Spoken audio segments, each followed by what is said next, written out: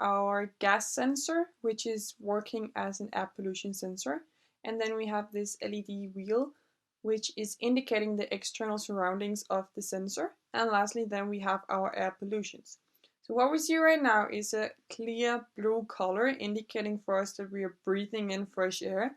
But if I move these pollutants closer to the sensor, the color of the wheel will change when the sensor detects that the level of pollution is rising. So now I get this alarming pink color, something is changing, and let's see what's happening if the pollution increases even more. Then the wheel will give me this alert warning red color to let me know that perhaps I should open the window or even closing it again.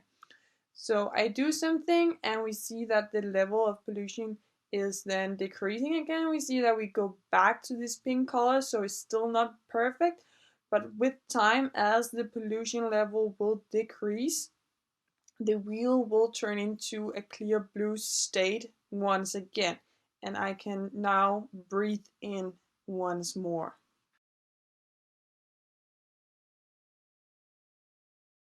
Have here is 7 LED lights, a gas sensor, which will be functioning as an air pollution sensor, and then some air pollution.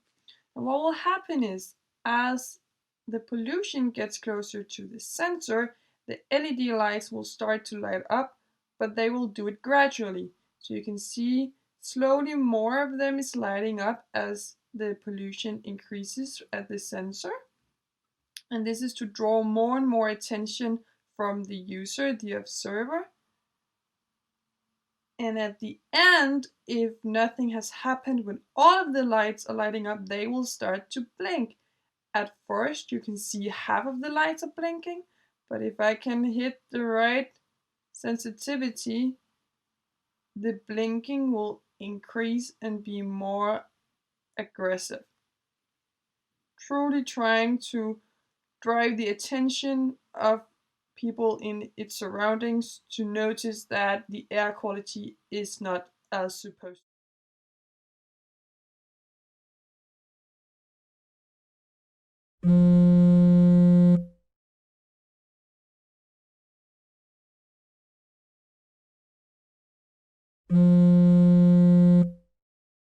The inside electronics of both the backpack and the wristband.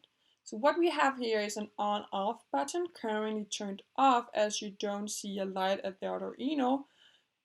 The reason why we have an on-off button is because these objects are something you are wearing, and therefore the user should be able to turn off the sensor when they are not having them on them. Turning the button on will activate the gas sensor, which is our air pollution sensor, and currently you can see a lot of pollution hovering above it, meaning the detection of the increasing air pollution level will activate the vibrating motor. So turning the button on, we see the light, and the motors are vibrating 4 times in total. And then we implemented a 5-minute delay to make it user-friendly, meaning the users have 5 minutes to remove themselves from a polluted area, otherwise they will be alerted by another 4 vibration.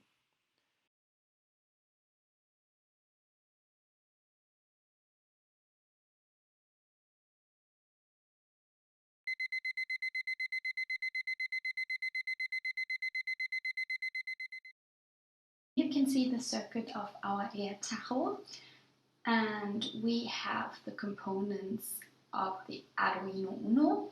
We have a breadboard, we have a gas sensor, which is in this case functioning as air quality sensor, and then we have the buzzer, which is beeping when the air quality is bad.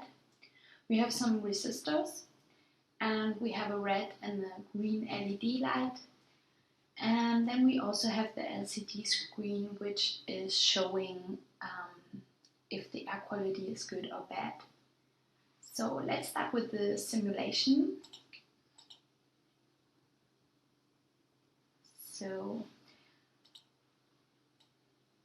as you can see here, the LCD screen says it's good air quality. The gas is far away, so the air quality is good right now. The LED is also lighting up in green. But what happens when we come closer with the gas and see if the air quality is bad?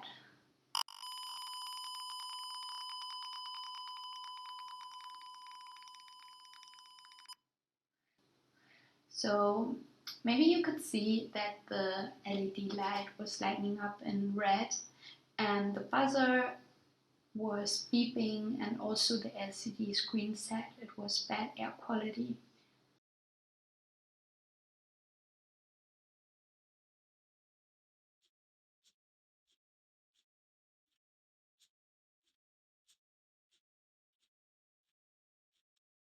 This circuit consists of a gas sensor, which in this case functions as an air pollution sensor.